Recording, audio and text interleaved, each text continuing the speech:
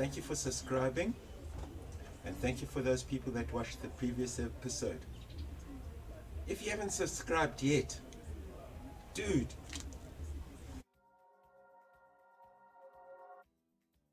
this episode is going to be about gardening. Well, as you know, this is the pellet garden that I made, and this is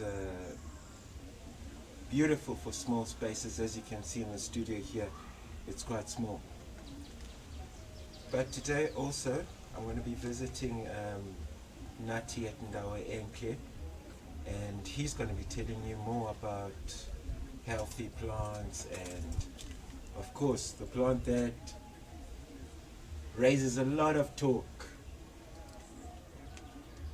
See you there. Let's see what Nati has got for us. How are you doing, man? Great, man. You can only give thanks.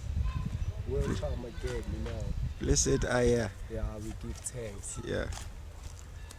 Yeah, so as you can see, it's just, one of those things. It's rubble.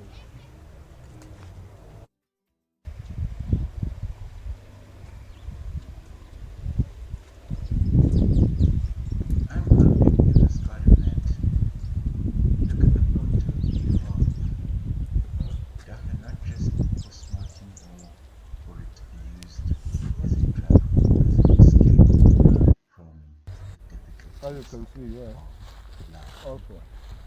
Let us try and find more ways of Medicinal marijuana. ourselves and making us greater. It's also one of our, best source of Bad food. and make it That's why now, recently, it's also been decriminalized.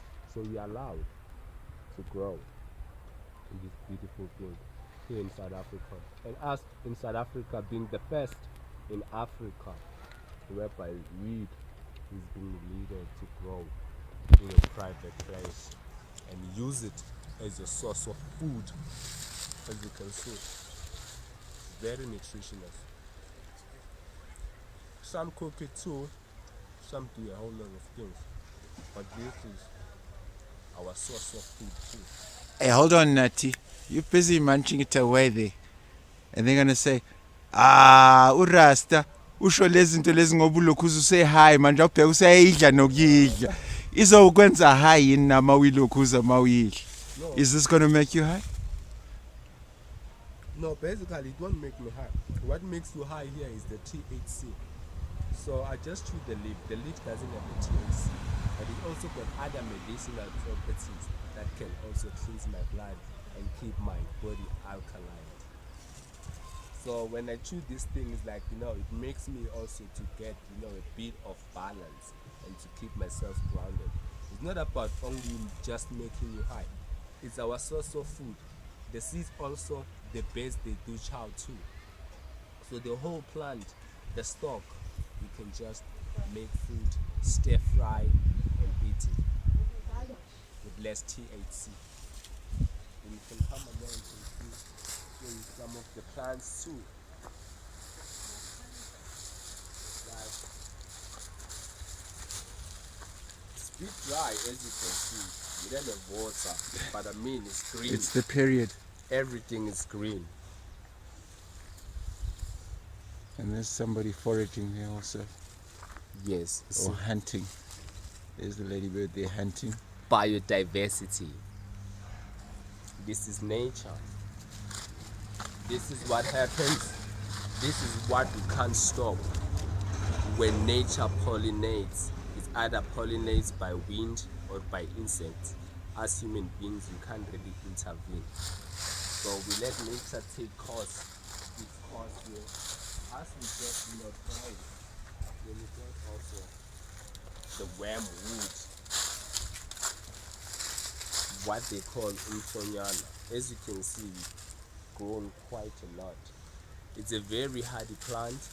It's also a very indigenous plant in South Africa, this one. So we need this plant, especially for people like us. Sometimes you don't have water, but you can have plants even if you don't have water. It's a very nice plant. It's indigenous. This is where you were working when I came this morning. Yes. This is where we are updating some of the stuff.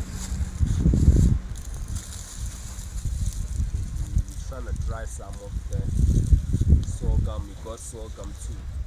But you know, as we've explained, what we do is Not your so here basically is like another section of raised beds. So here is like we just like big raised beds. Because raised beds they kind of like retain water, so we don't have to water much more of them. So what has been happening here, we've been just like we just raise these beds, then we just put mulching. We haven't done much, so we're letting this soil also to naturally work in itself, but it's like less free from frost. Because what happens is that when you get frost, lays on this mulching that we have. So as you can see, some of this soil deep down is a bit like moist. It's not like that high. So mulching helps with the soil. And we also have sunflowers which can really adapt to dry farming and dry ranges. So they don't need a lot of water. Then we have a neighbor's garden, because community gardens, we are about the people. So some of the people that lives close to us, they got also nice green vegetables. As you can see, it's different types of sustainable farming due to different methods and different backgrounds of people coming in and out in the valley, living their experience on the soil. So here we got also kids that come and plant, but they haven't been here for quite some time because these are their beds. But what we've made, we removed the medical marijuana, because they're not like 18 yet. So as soon as they're 18, they're gonna be allowed to grow these things, but now they're not 18. And these beds also were made specifically for the kids and by the kids. So when we see these things, we remove it, unfortunately. These kids haven't been here, and this is waste that one of our people that they normally clean up stuff. So this is also this is also manure, but this is also waste. So this is also bacteria, this is also algae. So this is the stuff that they collected from swimming pools. So it was green at some stage. So what also needs to happen here at some stage, we need to till. We need to till this soil. So this is like rich organic matter. Very rich in live organic matter. This is.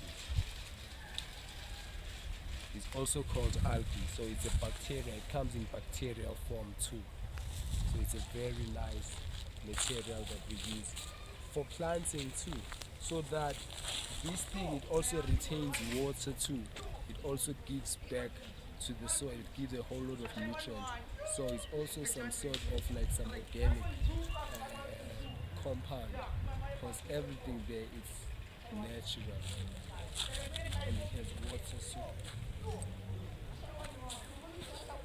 So that's it.